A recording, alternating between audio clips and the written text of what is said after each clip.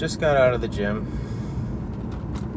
and had a decently tough leg day. And my meditation for this workout was about how we need to be unreasonable sometimes. How sometimes the only correct thing to do is to be unreasonable. And today's gospel is about Jesus. He's with the crowd, and all the children are trying to approach him. And the apostles are like, oh no, like, get away. You know, he doesn't have time for you. But Jesus rebukes them and says, no, let them come, let them come. I mean, have you ever met a little kid who's reasonable?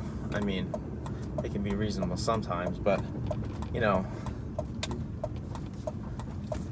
their imaginations they're not yet, like, crushed by the weight of reality. You know, they have these unreasonable desires, and those desires are a good thing, and they get squashed by this world.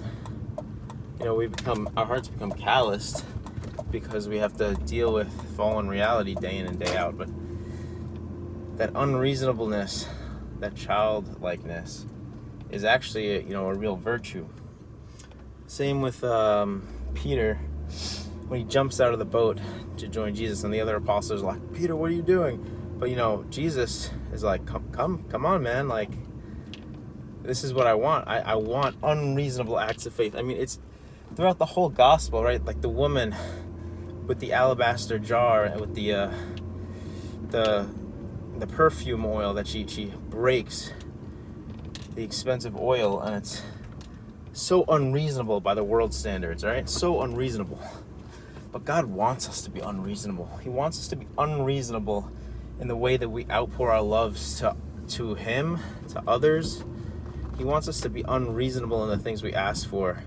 He wants us to be unreasonable in our faith, to hold nothing back. And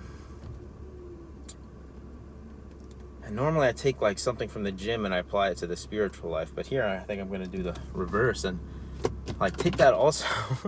I mean, as silly as it is, like, that's a good mentality to have in life as well. Like, obviously there's a time for reason, there's a time for balance. Temperance is also a virtue, but there's something even, I dare say, greater, more poetic, more heroic about just absolutely holding nothing back and going someplace that you don't know you can go. You might fail, there might be pain, there might be suffering, there might be, for all you know, disaster, but you go to that dark place.